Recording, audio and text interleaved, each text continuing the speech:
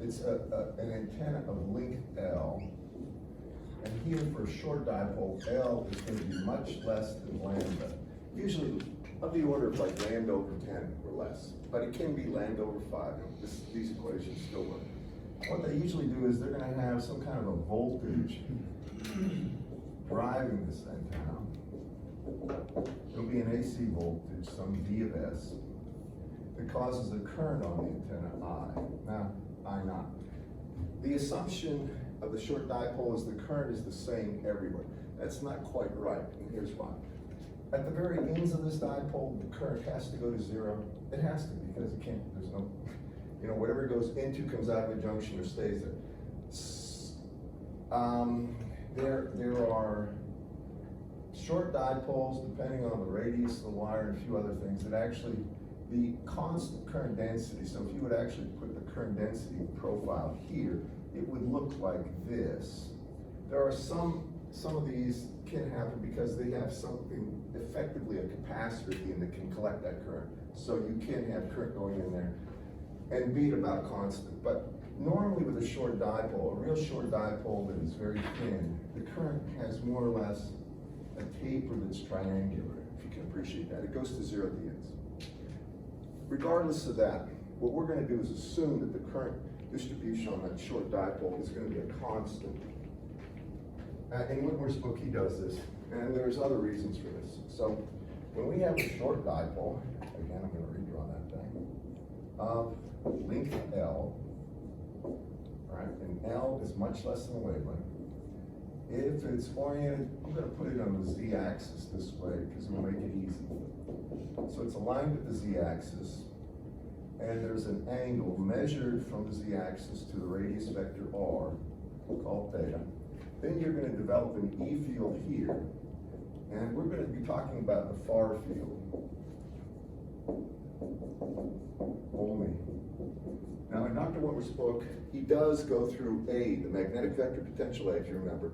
Then we took the curl of A to get H. Then after that, we could take the curl of H to get J omega E and get E. But in the long run, after we do all this, we find that the E field for this, right here, is equal to J eta beta times L times I over 4 pi r times e to the minus j beta r times the sine of theta in the a theta direction. That's assuming that this thing's aligned on this in the z direction and it's got a length L.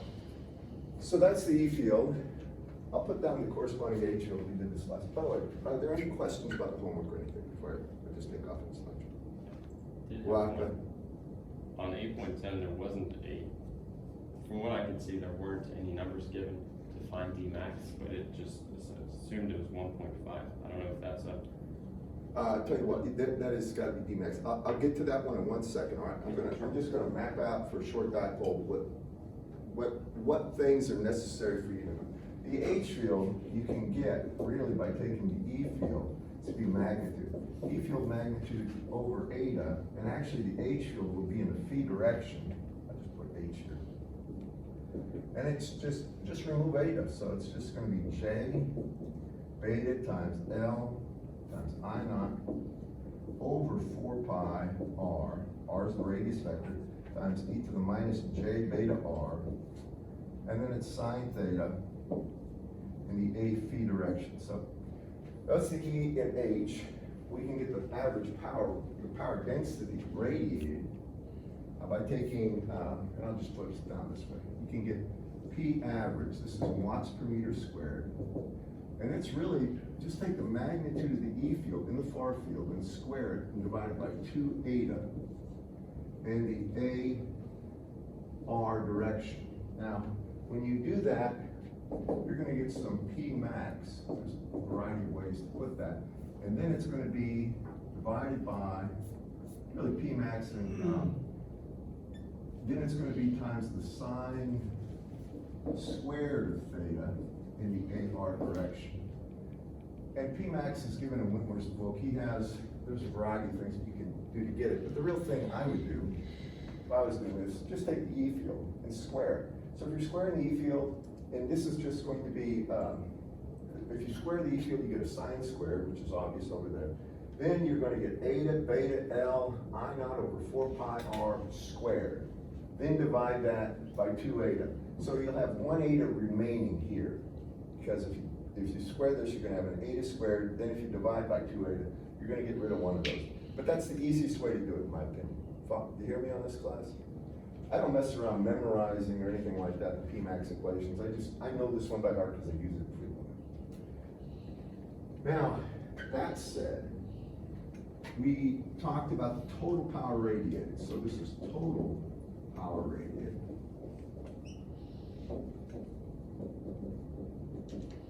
And Whitmer's book, I think, calls it P-rad. That's in watts. This, by the way, is in watts per meter squared. And I didn't put this down. The E field is volts per meter. And the H field is always going to be amps per meter. So for P-rad, which would be in watts, is going to be 40 pi squared L over lambda squared. Remember, this is only for a short dipole. Now, how many remember me going through this? All right, with me on this? The homework does reflect this, by the way. All right. Now, once we have P-rad here, we also talk about the radiation resistance.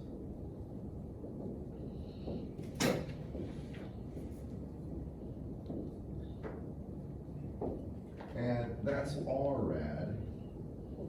And that's really the resistance that, I mean, we think of it as the resistance that when, the reason it's there is this is the thing that gives us that you get the I squared times R rad is going to be the power that's actually launched into the universe, you might say, never to come back. That stuff's unrecoverable.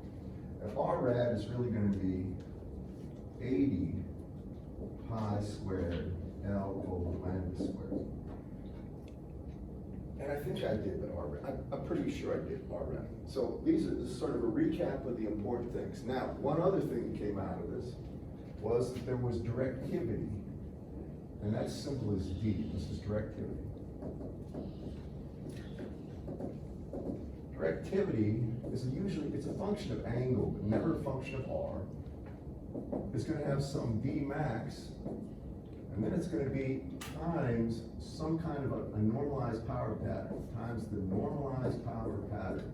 It'll always be this way. And specifically for the short dipole, D as a function of theta and phi, if it's aligned in the z direction, is just going to be 1.5 or 3/2 times the sine squared of theta. Now the 1.5 is the maximum value. The sine squared of theta is the variation in angle. Okay, that's it. Now, I'm going to do like a classic problem that Whitmer's book doesn't show this, but this is the classic problem. I'm going to go over here. Don't worry, I will get to your question and problem in 1 second. I want to do this recap here. So, what if I had this? I have a short dipole, all right?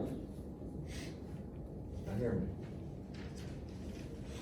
And I'm going to go ahead. This is kind of a classic problem. I'm going to say the length of this thing is equal to lambda over 10. Y'all follow me on this? Lambda over 10. And I'm going to say that this Vs causes a current to be driven here, where I here, I naught has a peak value equal to 2 amps. So I'm giving you the current that's flowing in that antenna. Follow me? Now, I'm going to come out at an angle. And I'll make this 45 degrees. 45 degrees.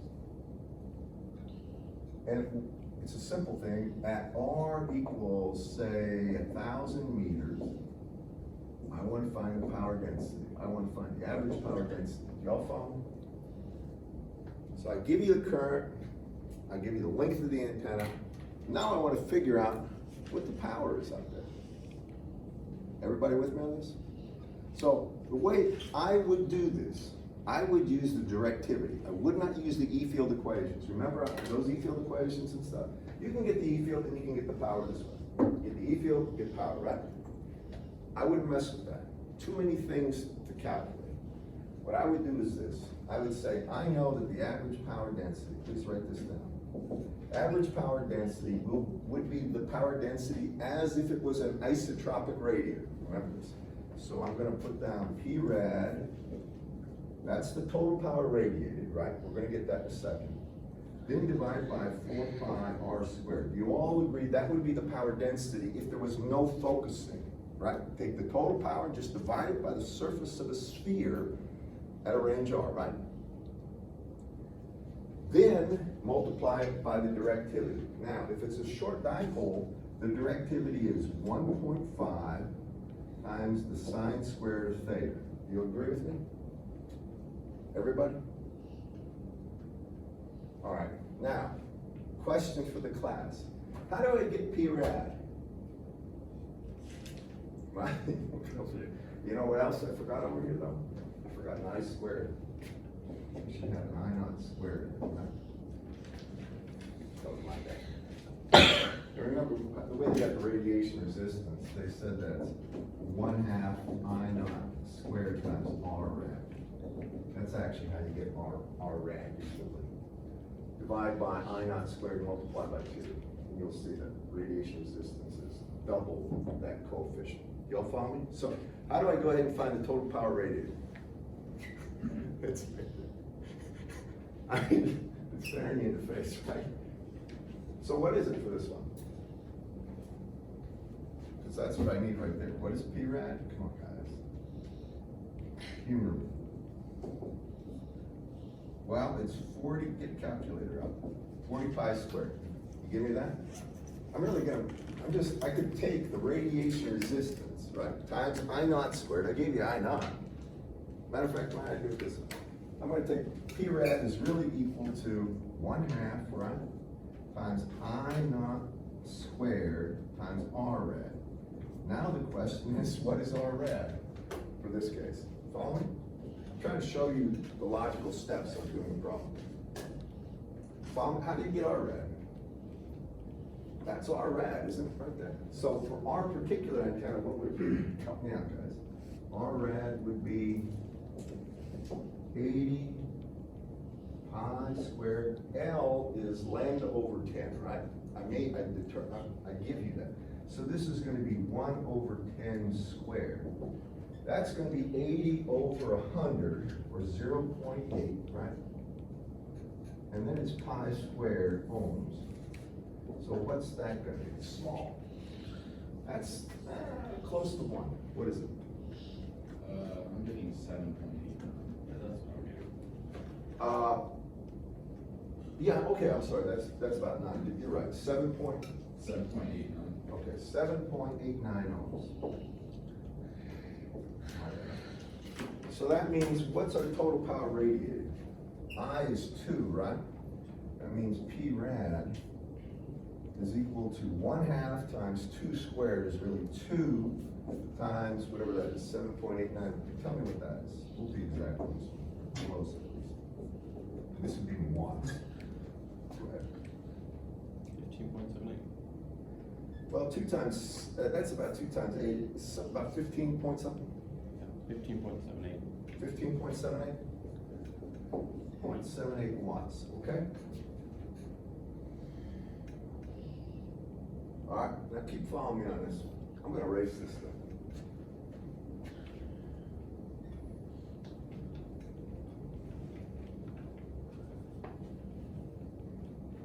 Okay, that's P rad, right?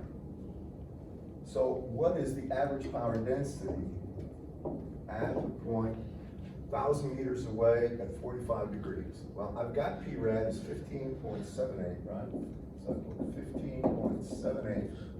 Then I divide it by 4 pi r squared. If r is 1,000 squared, it would be 10 to the 6, right? Times 10 to the 6. Y'all follow me on this? 1,000 meters squared, 1,000, 10 to the third squared is 10 to the 6. You follow me, guys? All right, that's the isotropic power density. Then I have to multiply by 1.5, right?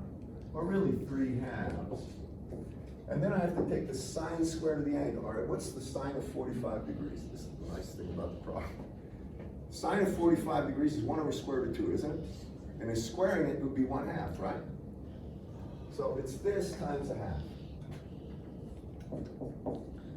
And this would be in watts per meter squared. What is it? What is it? It's not big. It's really small. Yeah, it's not. More or less 3 times 10 to the minus 7. Guys, is that right? You get 3 times 10 minus 7? That's not what I got. All right, tell me what you get. I got 9.417 times 10 to the negative 7. That's what I got. 9.417? Yeah. 9.417 times 10 to the minus 7. It's close to 10 to the minus 6. And that would be watts per meter squared. It would be in the AR direction if you want to put it in there. Okay. Solves the problem. Now, on a quiz, on a Friday quiz, get tuned here. These are the hints that come in handy. On a Friday quiz, I would probably also want to know the electric field and the H field. Classically, this is the way I get it. I get the power density first. Now, if you want the electric field there, what do you know the average power density is? And this isn't a far field. It's a launched wave. This is power density 1/2 magnitude of E squared over eta. Guys, y'all remember that? That's one version of it, right? So we can say that E, and this would be the magnitude of E at that point, would be what? It would be the square root of 2 eta, and that would be eta naught. By the way, eta naught is 120 pi, or about 377, times P, the average power density. So that would be the square root of 2 times 120 pi times this thing, 9.417 times 10 to the minus 7. And now you can give me the E field in volts per meter, if you don't mind. So it's 240 pi times 9.417 times 10 to the minus 7 square root. I can't do that plan.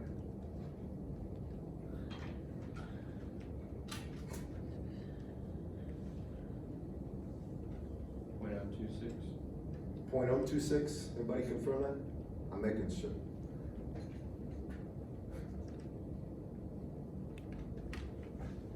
.026, guys? Okay. 0.026 volts per meter. You don't have to, I'm not gonna write this down, but just, how would I get the H field? I got the E field, how do I get the H? What? Just divide by eta, right? Because the relationship for plane waves, for launched waves, E to H is eta, that's it. So we can get, if we wanted H, this is the E field, what would it be? Now, H gets small, right? Magnitude of H would be that over 125, what does that come down? Now we're getting down 10 to the minus 3rd amps per meter. 0.071 times 10 to the minus 3rd. No, you buy 0.026 by 120 pi, a lot less than that. 70 microamps? Yeah. That sounds right. 70 microamps per meter. That sounds about right. I just want you to take a look at this. This right here that I'm showing you is something at least you should have in the back of your mind, give you an idea of orders of magnitude. 2 amps driving an antenna is very reasonable. You can do that, all right? No problem at all. At 1,000 meters, that's not very far away. Right? 1,000 meters is not very far away at all. In perspective, what's the mile? How many meters? About 1.6 something, right? I used to do this in yards, so this is not even a mile away, right?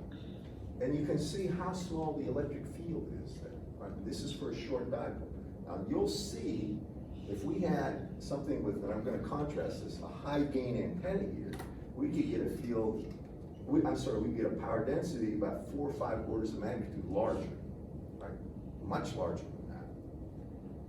And then the E field would be volts per meter. I'm just telling you, we could do this. This is a very low gain antenna, 1.5 is the smallest gain of any antenna you can make easily, right?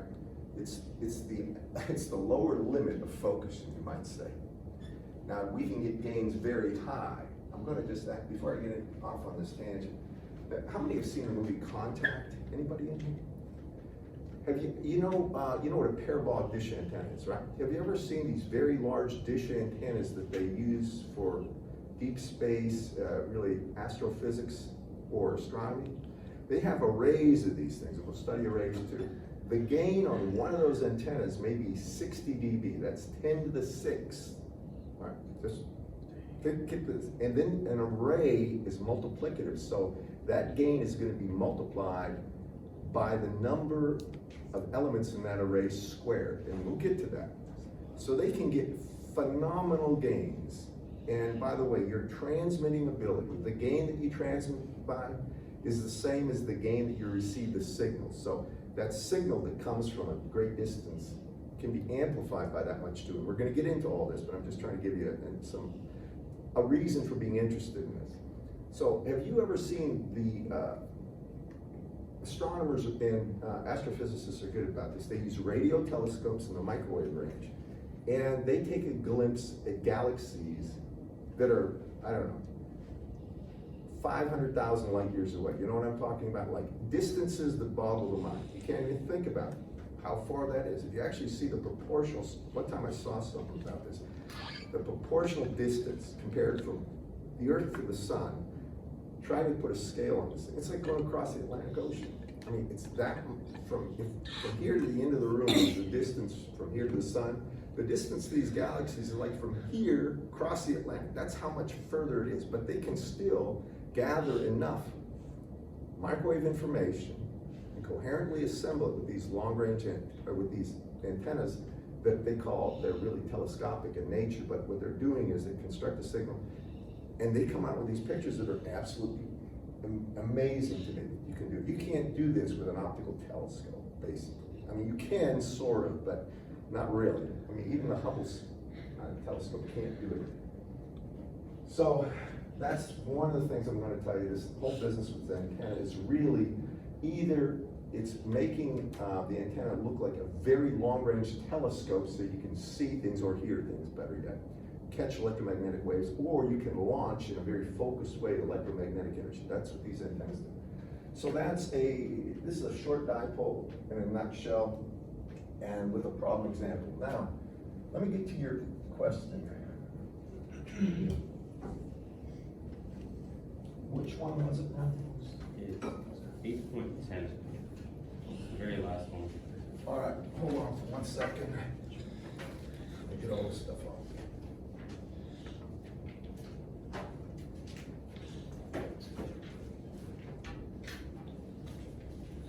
All right, 8, 10, and give me the, So it says a 1 centimeter long, and then a 1 millimeter diameter copper wire. okay, that was 1 centimeter, and the diameter It's 1 millimeter. equals 1 millimeter, go ahead. It's used as a Hertzian dipole radiator at 1 gigahertz frequency. All right, after you, 1 gig, all right. So it wants RAD, All right, all right, RAD, what else? R dissipated, R, so that's R dissipated. I'm gonna get into that today. But what that is just the resistance of the wire itself at that frequency. Remember we talked about the AC resistance? All right, we'll get to that. What else? he wants you to calculate that using skin depth, which Yeah, is how you we'll get into that. What else? efficiency All right. and the maximum power gain. Efficiency is really R rad, radiant over R rad plus R dissipated. All right, and what else? The maximum power gain. Okay. Oh, great. This leads me, this is part of the lecture. I usually throw something in the problem so that you'll have a question in your mind, how would you do that? Because I didn't get to cover it. Some of you probably read about this, but I'm gonna go ahead and show you. So first thing we're gonna do is the radiation resistance. They give you the length of the antenna, right? So the first thing, well, actually we should calculate wavelength. Wavelength would be C over F, right? 3 times 10 to the 8th over F, and it's 1 gigahertz, is that right? Yes, sir. So that's 10 to the 9th. That's 0.3 meters. Here, and that would be what? 30 centimeters, right? Lambda is 30 centimeters.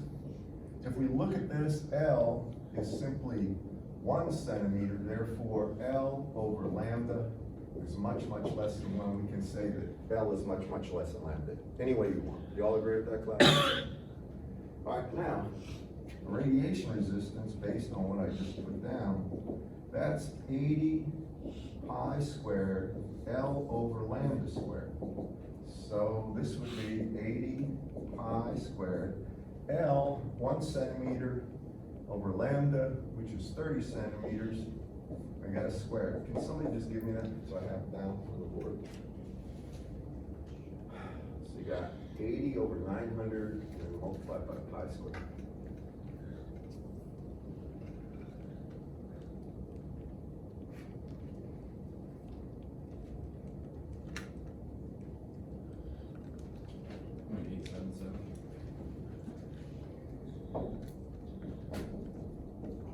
Is that right? Now that'd be almost, right? Now we're gonna get this R dissipate, and that is the actual resistance of the wire at that frequency of current. This is gonna be a loss, because that resistance is just gonna cause, when you put a current through there, it's just gonna heat the wire. It's not gonna launch the power because of that resistance. So the dissipative resistance is really RAC, and so now, first thing we do is get the skin depth. Skin depth is equal to 1 over the square root of pi F mu sigma, right? So he said it was copper. I think you said that, did you? It's copper, yes, sir. Pi times F is 10 to the 9th, right? Times mu. Mu is 4 pi times 10 to the minus 7. And then sigma for copper is going to be 5.8 times 10 to the 7. And that's going to be 1 meters. So that's a square root of all this stuff. Can you give that to me? I need the skin depth to the next part. 2.08 times 10 to the minus 6. Is that right? Is it 2.08 times 10 to the 6? 2.08 times 10 to the minus 6. And that would be meters. All right, now we get RAC, which is R dis. Okay. And again, remember how I always say to do it. Resistance is proportional to length, right? It's then inversely proportional to the cross-sectional area. And by the way, since that, the skin depth here is much, much less than the radius A. If the diameter is 1 millimeter, the radius is 1/2 of a millimeter. So here, the radius is equal to 5 times 10 to the minus fourth meters, right? Skin depth is 10 to the minus 6. You can also see that skin depth is much, much less than A. So that means all the current's gonna hug the skin or the surface of that wire. Do you all follow me on this, class? It's important that you guys have an appreciation for this. And by the way, in the real world, this would be the way you go about figuring out the efficiency of this kind of an antenna. So now it's proportional to L, inversely proportional to the actual area the current flows through, which is just the perimeter or the circumference times the skin depth. And that's equal to 2 pi A times the skin depth. Y'all with me on that? That would be the surface area. Think about this. It's this area right here around the surface of a wire of radius A. It has a skin depth right here, delta. And then it's divided by sigma. Well, sigma again is 5.8 times 10 to the 7. So if you put in L for that is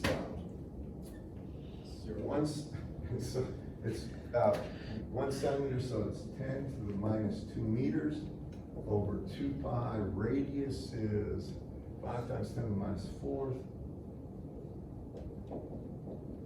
Right, and then skin depth, boy, this is going to be a weird one. 2 times, I'm going to leave it as 2 times 10 to the minus 6. Right here, you can put 2.08 if you want. And then it's all times 5.8 times 10 to the 7. And go ahead, you're ahead of me probably. It's 26.3 milliohms. Confirm that, is that right? Is it 26.3? 26.3 times 10 to the minus third ohms. All right. Now we take a look at the radiation resistance compared to that. Radiation resistance is much greater, right? Now I'm going to tell you about the efficiency and how we measure efficiency. First, I'm going to just model the antenna as its radiation resistance and its dissipative resistance. So if we had a voltage source here, and here's my model of the antenna. It's got some R dissipative right here, and then you got R radiation. Ideally, we got a current I not flowing in there. Ideally, we'd like the dissipative resistance to be 0, but that's not feasible. There's going to be some. It's usually very, very small compared to the radiation resistance. And in general, if you've got an antenna, you want the radiation resistance to be as high as possible, because that will mean if you want a given amount of power, you need less current to get there. There's less dissipative loss. So when we take a look at this, the actual power that's dissipated, this would be lost to heat, would be equal to 1/2 I naught squared times R dissipated. That's just 1/2, because it's AC and this I is a peak factor. And y'all agree that would be the power dissipated in watts, correct, class?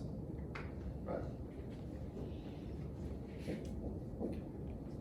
The power radiated would be equal to P rad here is just 1/2 I naught squared times R rad. Radiation resistance, and that's in watts as well. So when they define efficiency of an antenna, Dr. Wentworth's book uses small e, but the efficiency, I'll put it up here. Efficiency is defined as E, and that's P radiated over P radiated plus P dissipated. And that's it. Now, if you look at this, there was nothing dissipated, the efficiency would be 1, right? And as you dissipate power, more and more power, the efficiency gets lower and lower. So for this problem, the efficiency would be P rad, which is, or actually, because P rad, let me put it to you this way. What we can do is take a look here, and P rad and P dissipated have 1/2 I naught squared in common. So this actually becomes simply R rad, the radiation resistance over the radiation resistance, plus the dissipative resistance. And that means the efficiency for ours is, you don't even have to calculate the power, just do it this way. It's going to be 0.877 divided by 0.877 and plus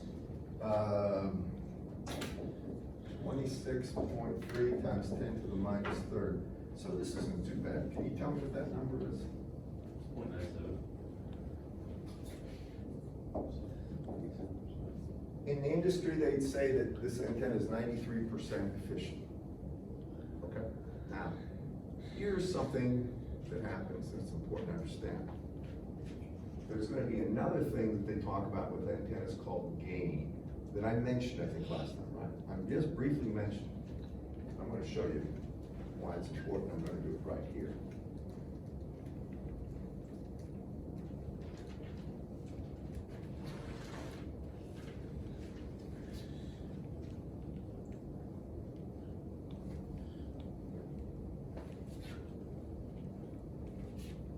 There's more to this problem? One G max. Okay, that's a short dipole, right? For a short, here's the deal with this. There's a term called gain, right? Write that down. Gain is equal to efficiency times directivity. That's it. And the symbol is G. So in general, G is a function of theta and phi is equal to the efficiency times the directivity. The directivity will be a function of theta and phi. most of the time in the industry, and you'll hear this anytime you go to conferences or work with people with antennas, they'll use gain and directivity interchangeably because they're assuming their antennas are very efficient. They're all about the same. Now, the minute you get inefficient antennas, you got a problem. However, in the real world, there are things corrode, all this stuff. There's all sorts of problems in the real world, especially if you're in any kind of a nautical environment where you have radars and antennas on ships. And I know this because when I was on the carrier Eisenhower, I remember the salt spray. It will corrode. When you get corrosion and things like this, all of a sudden the efficiency can go down. And also the antenna will have a salt coating on it. And whenever the efficiency goes down, then you need to include it if it's significant. Usually these two are the same. So when we talk about the maximum gain of that short dipole, because the efficiency is less than 1, G max would be simply 0.97 times 1.5, because that is the maximum value for the gain, the directivity of a short dipole. I don't know what that is, but it's close to 1.5. That would be the answer. 1.46. And that's probably what he has. It is. I was just wondering where the 1.5 came from. It's because it's the max gain of a short dipole. And that is a short dipole. Just take a look at the length to wavelength, right? The length is much, much less than a wavelength. Follow me on this, guys? All right. And usually, well, and I'll say this, I can't say this with complete authority.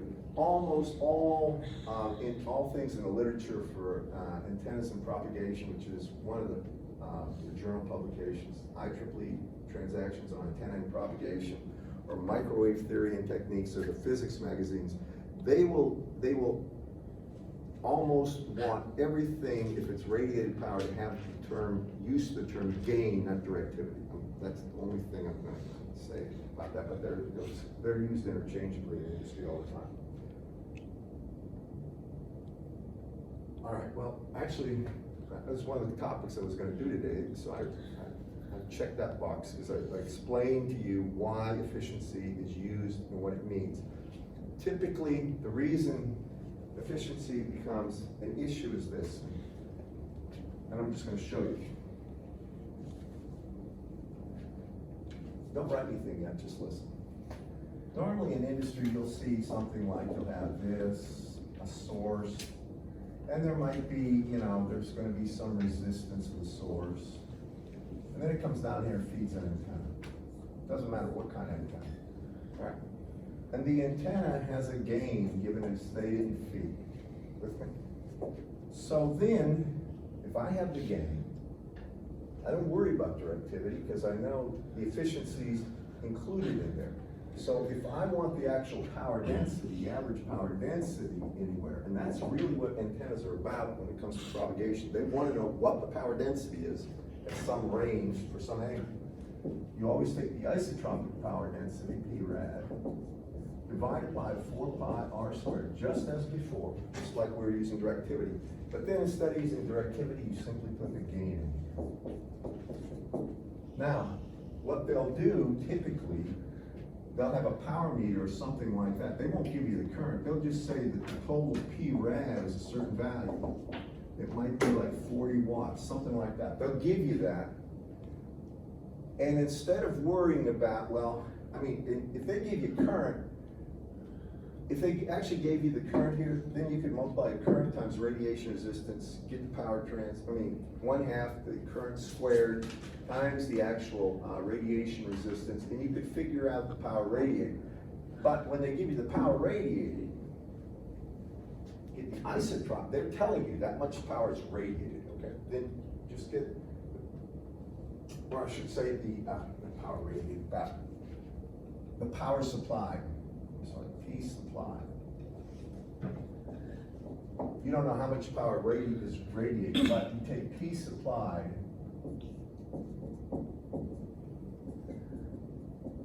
that's the power that's actually being put into the antenna. You don't know how much is going to be dissipated, how much is radiated, but you have the gain. So that takes care of the problem right there. Then if you just take P supplied over 4 pi r squared times the gain, you're good to go. And that's it. The gain will knock it down a little if it's less than 1. with the directivity if the efficiency isn't perfect. And we'll do problems like that, more problems like that. Is there any other part to that question? Any other questions regarding that? Okay. Got radiation resistance.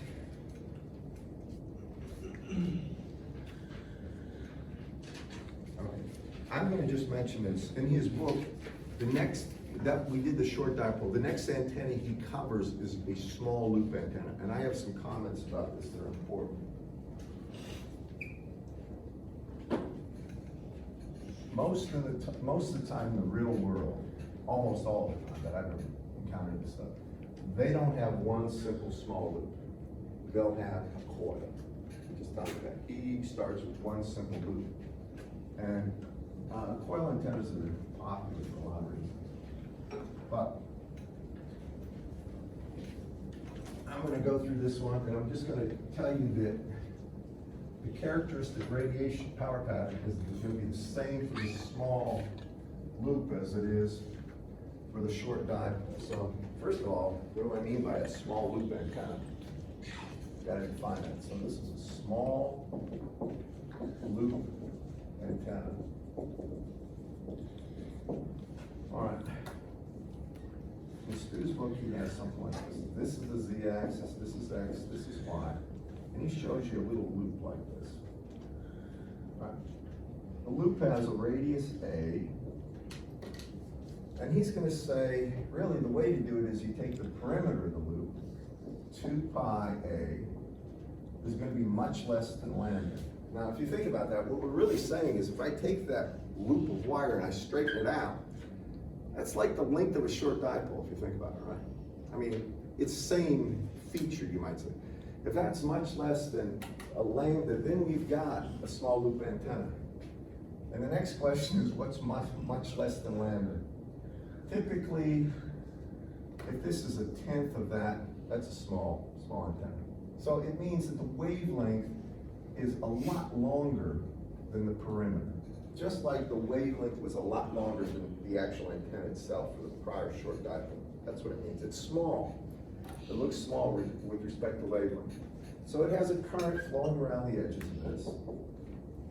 And he's saying what I want to do is find out with both the E field and H field R. E field's in the horizontal plane. This would be, the E field is actually going to be in the phi direction. And the H field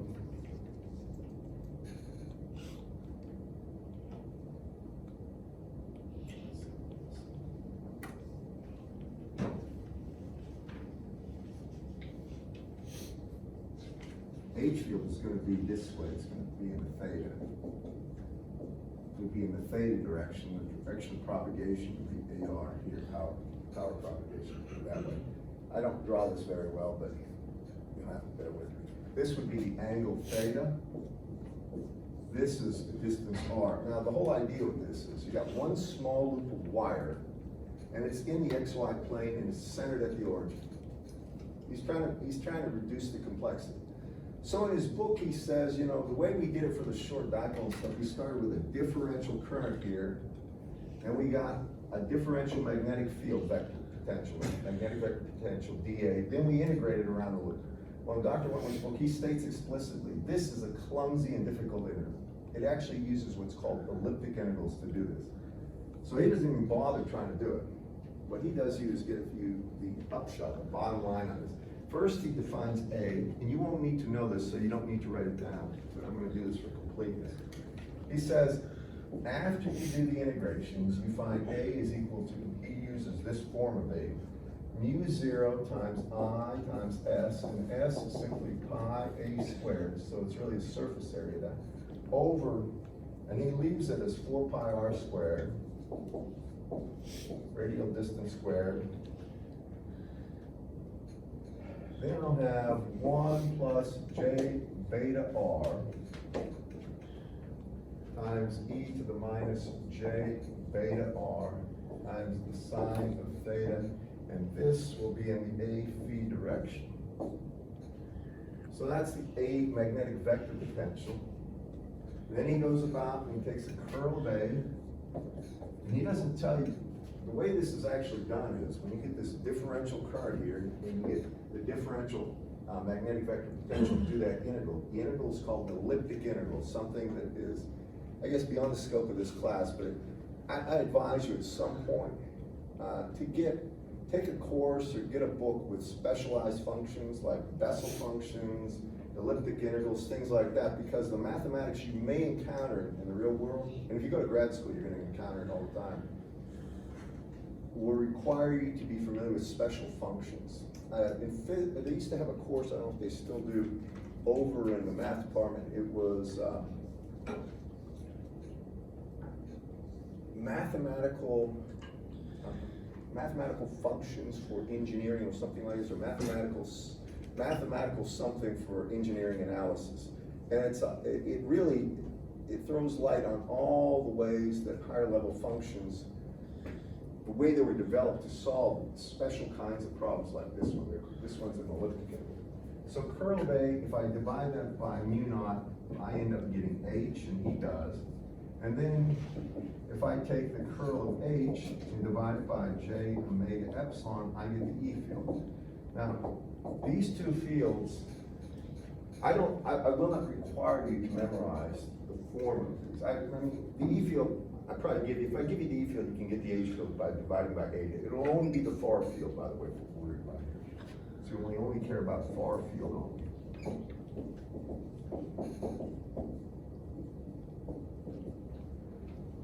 I'm going to just put down the E field for this one. It's omega times mu squared, this is in his book, mu naught squared actually, times S times beta over 4 pi r, I'm using capital R, sine of theta, or e to the minus j beta r, this is times I.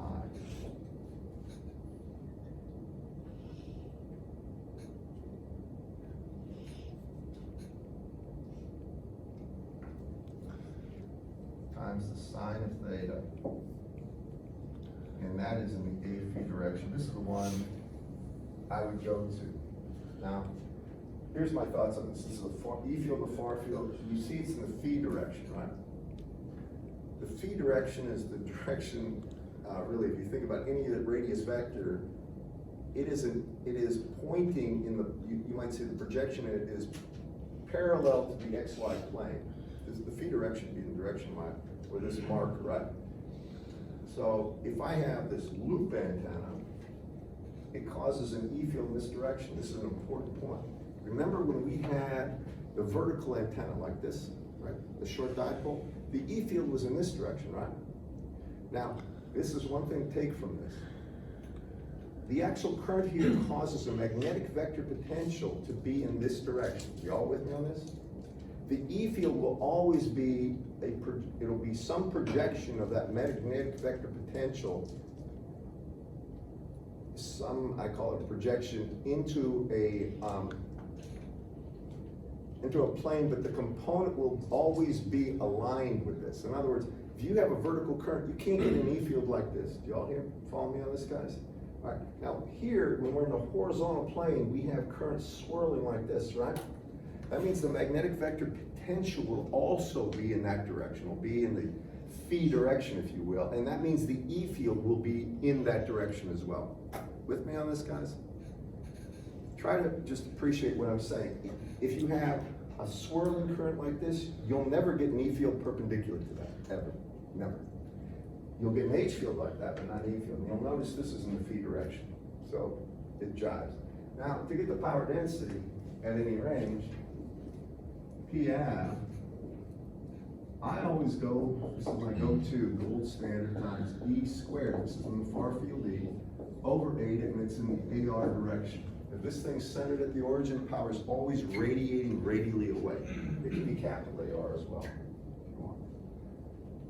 That's the average power density. Now we could go ahead, and you can see the kind of, you got a bunch of little constants in there that you have to go ahead and square, right? And then divide by eta, and divide by 2 to get that. But ultimately, I would do it this way. If I had this, then I'd get P average.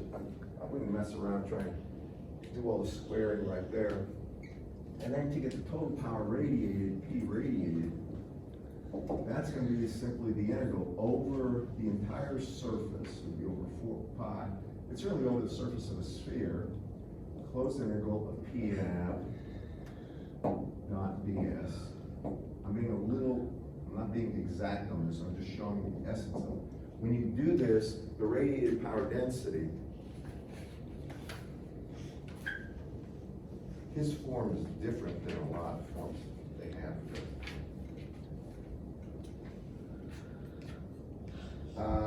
His P rad is equal to 4/3, and he leaves it in terms of eta naught times I cubed. I don't like it, but I naught squared times, and it's pi a squared, that's the surface area, over lambda squared squared. Now, that total power radiated is equal to 1/2 times I naught squared times R rad. So the real one, and the thing you always go for with antennas, there's two primary things you worry about: the radiation resistance and the directivity, right? And you might say directivity is equated to gain once you have efficiency. So for this one, the radiation resistance, we can get by just canceling the I naught squareds and then multiplying this by 2. When we do that, we get a radiation resistance of, now he does some funny business here. Now he gets the 320 pi to the 4th. And then he has S over lambda squared squared, where S is the surface area is pi a squared of the loop. Let me explain what he's doing and why he's doing it. See how this is just a number, 320 pi to the 4th? Here's what he's done. He's gone ahead and eta is 120 pi, and he has, so if I put 120 pi times 4 over 3, and then times pi cubed, you get pi to the 4th, and you're gonna get that 320 out in front. That's what it'll come out to. And I have to multiply that by 2, by the way. So this is what you get, and this is in ohms. The question you probably have is on a quiz, would I be given that? Yes, and on a test. I would not expect for you to memorize this stuff, all right? I will give you that. The neat thing that happens on this one, when you get the actual directivity for this is for the small loop. For the small loop, D max is equal to 4 pi over the integral, be a closed integral with a normalized power, theta phi times sine theta, d theta d phi. And when we do that, actually let's do that real quick. If this right here is the average power density, I want you to take a look at one thing. If we square this, do you see how we get a sine squared? No, let everybody catch up. Then I want to talk to you. I want you to go with me because we're going to do that D max calculation. So hear me on this. If you take a look at the E field and square it, you see we're going to have all this junk here squared, and then we have a sine squared, right? This phase term goes away. It's a magnitude. So if we take, for this one, this is going to be some P max, whatever that is, then it's going to be times the sine squared of theta. Are you all with me on that? Ultimately, you can chalk down everything else times the sine squared operator. Are you with me? Now, how do you get normalized power? If I wanted P normalized for this one, what would it be? It's always the actual power density, which is this, right? Divided by the maximum. Well, if you take this and divide it by P max, you get sine squared, right? So this is sine squared of theta. So the normalized power density for that small loop would be sine squared of theta. You with me on this? This should start all of a sudden looking similar to something we just did. Now when I come over here to D max, this is the maximum value of the directivity. That's 4 pi over an integral from 0 to 2 pi, from 0 to pi, of the normalized power density, sine squared of theta times sine theta, or make it sine cubed, times d theta d phi. Okay, I just put, now, does that look like something we just did? A sine cubed integration. You remember when we integrate sine cubed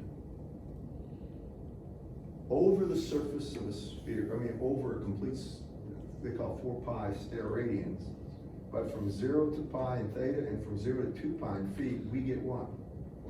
8 pi over 3. Right? You're right, we get 4/3, but then it's times 2 pi, because the integral from 0 to 2 pi is just 2 pi. So you get 8 pi over 3, divided into 4 pi, you get exactly 3/2 over 1.5. And the real thing I'm telling you here is the gain, or the directivity for a small loop antenna will be the same as it is for a short time. D for small, or D for a loop, small loop, D max, I should say, is 3/2. It's identical to the gain of a short dipole. In a way, it sort of makes sense because both of them have a length of wire that's very small compared to the actual wavelength. So the gains, at least to me, it makes sense. It does. Okay, so the functional form of D, if you wanted it, would be D as a function of angle. In this case, it's just theta, would be equal to 3/2 or 1.5 times the normalized power density, or sine squared of theta. And that would be the actual directivity for the small loop, identical to that of a short dipole. With me? Now, if you look at this radiation resistance, I want to make this point. That's for one term. It's extremely small, I promise you. This is going to be minuscule. Right? If we actually do the calculations for something, say that the perimeter was 1/10 the actual wavelength, you'll see that this is going to be very small. But here's what they'll do. They won't have one. They'll have one loop, another loop, another loop. They'll have n loops, n turns. So they get a decent radiation resistance. And also, what that does is, each one of those turns doubles the E field. With me? All right, so they'll have a whole lot of turns, and that means the E field's going up because the same current's passing through them. The radiation resistance is going up. All the things are going up you want to go up, and that's nice. However, the gain doesn't. All right, the gain will always be the 1.5 times sine squared. However, the more radiation resistance, right, the less current it takes to get that much power on target. That's the one thing about that. All right, that's the big deal. Really big deal. All right, finally. Now I'm going to go to my arbitrary, this is where I want to get today. With the short dipole, the small loop, and that's just one term. Now we're going to do an arbitrarily long antenna, and it's a straight wire antenna. And don't let this scare you out. Just tell you that in the book, he does a good job at this, but some of it is a little irritating.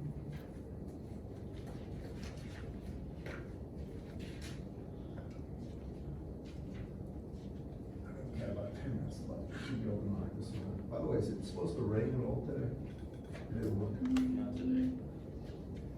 Wasn't supposed to rain yesterday. I think they had a 30% chance on weather.com rain, and boy did it rain, at least at my place. It went from 90 some degrees to 72 degrees. And that was a welcome relief to me. It was sweltering. And my lawn. Okay. Now we're going to do a long antenna. But this is going to be a wire antenna. So now we're going to do this. We're going to have an antenna, and it's going to have a length L. But here, L is going to be of the order of lambda. It might be half wavelength, might be a quarter wavelength. It's long. And you know how I always put this feed right here in the center? That's almost always universally done. The VS feeds in the center. It's called a symmetrical feed. The voltage is called a gap voltage, and it feeds it right at the center. And it's gonna cause a current to be induced in here. Now, for this particular antenna, this is a realistic current profile. To solve for the actual currents on this antenna, there is not a closed form. It's a much more complicated problem than we could get into here. But the form that it will take is this. It'll have a shape of, this is the actual magnitude of the current. I is a function of Z. And this is the Z direction. And this is at the origin. And this would be minus L over 2. This would be L over 2 right here in length. And I hope you can appreciate this. I'm trying to make this full antenna of length L, but I'm trying to say that the upper limit on Z would be L over 2, the lower limit would be minus L over 2. Y'all follow me? Well, the current profile will look like this. I'm just going to sketch it. It'll go to 0 at the ends. It has to. It'll have a maximum somewhere. We don't know where. It may not look like that. As a matter of fact, the maximum can be off here. This can actually come down, but I'm just sketching something.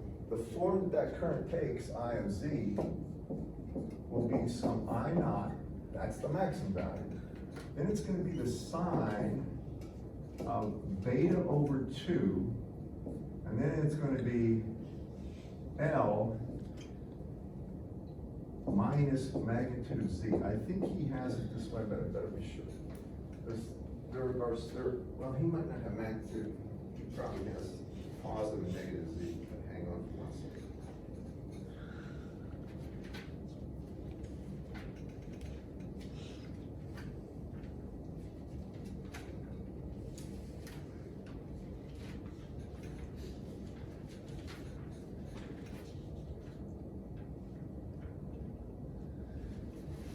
I'm sorry, he does it this way.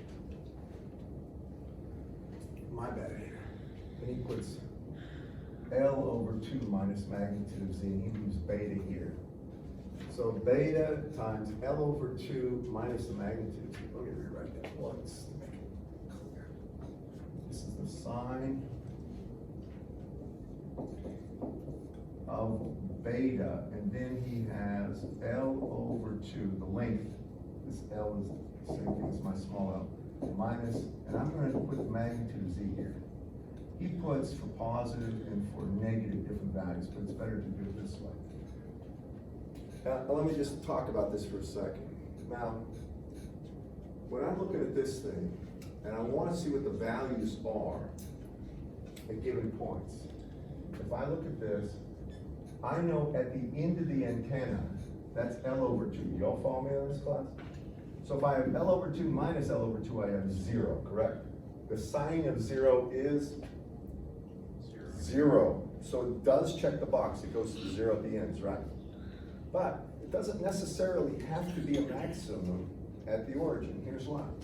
When at Z equals 0, beta L over 2 could have any value at all. You all follow me? Depending on the link.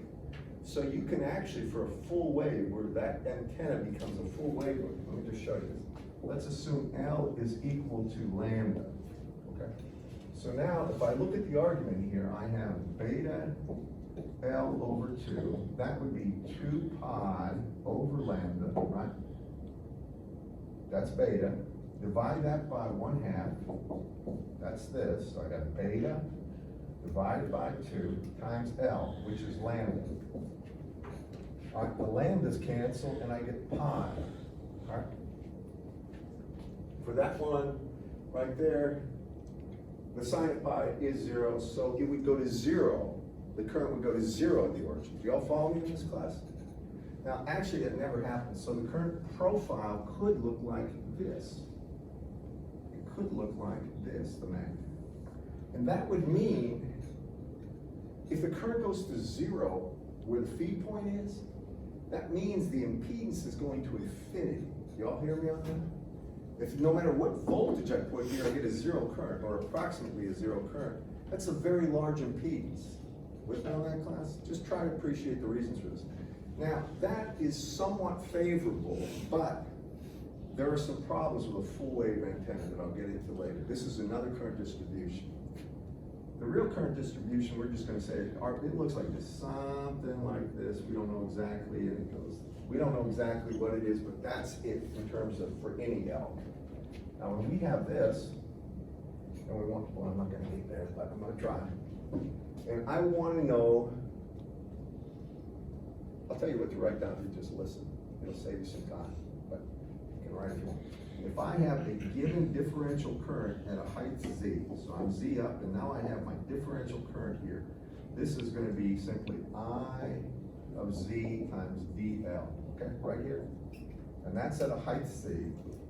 Here is my R vector, and this is gonna be a vector called R prime. And R prime is about the same thing as R in magnitude, but there's a slight length difference. I'm gonna have to do this next time, because I'm gonna run out. If you look at what I'm trying to draw here, I have a current up here at a height Z. Here's my origin, 0. I have a radius vector R out to there. Then I have this vector that's going way out there, and they're gonna coalesce somewhere a long way away, and this is gonna be my R prime. And if I look at this, there's gonna be, we're assuming these are about parallel, so I can't show you this, but I'm trying to have these things meet at a point, say a mile away, far field. That's what I'm trying to show. But these are about parallel. You with me on this? That means this distance right here, and if you think about it, if, the way I'm trying to show you, this is the angle theta, right? Correct? So if I had this distance, just think about this. This would be a right triangle. Can you visualize it? Sometimes it takes a little time to see it. Y'all see what I'm trying to do? This would make up a right triangle. This height right here is Z. That's how far from the origin we are with this differential chunk of current, I of Z dZ. This distance, if you look at it, would be, if that's a right triangle, if I take, I hope I'm trying to show it, this would be equal to Z times the sine of theta. Now take a look at this for a second. If you take a look at this distance, as all of a sudden,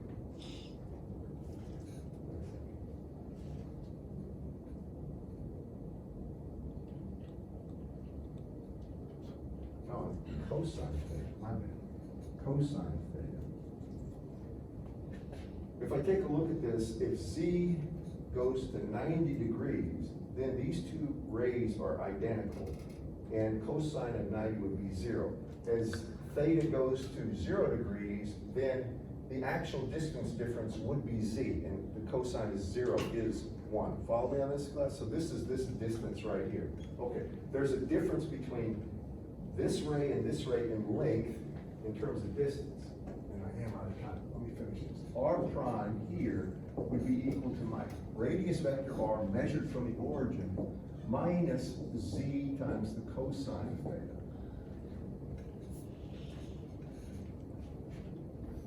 There would be a difference in length, but they're assumed parallel, if you can believe, follow me on this. They're gonna meet at a point a long way away, so they're about parallel. If you're wondering, a concept like this, just look at a star and move 10 feet away. There's no difference in the azimuth or elevation of your arm. They're the same, because there's stars so far away. Same with this thing. We're trying to show the point of coalescence where we're going to have the E fields a long way away. And I'm out of time here, but I'm going to take this and go ahead and develop some equations where I get the far field from an arbitrarily long dipole. I'm going to pick it up there on Friday. Friday's quiz is going to be regarding short dipoles or small loop antennas, but for small loop, I'll give you the formulas. For short dipole, you'll need to know the E field, you'll need to know the directivity for both of them, and you'll need to know the radiation resistance for the short dipole. For the loop, I'll give it to you. And I'll give you some more problems, and I got myself a time pinch. I hope you appreciate this.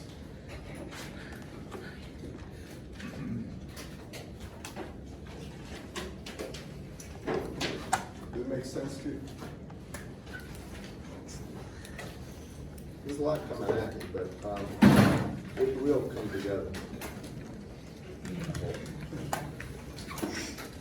Is this kind of developing the fundamentals for the radar? This is, yeah, a lot of this with antennas is very important. And I know So would you give us a sigma value? Well, if you For copper, yeah. I can get you a copper. I don't expect you, if you don't use it every day, you won't know. We'll kick you off. I can identify it, but if I'm always sometimes asked for it,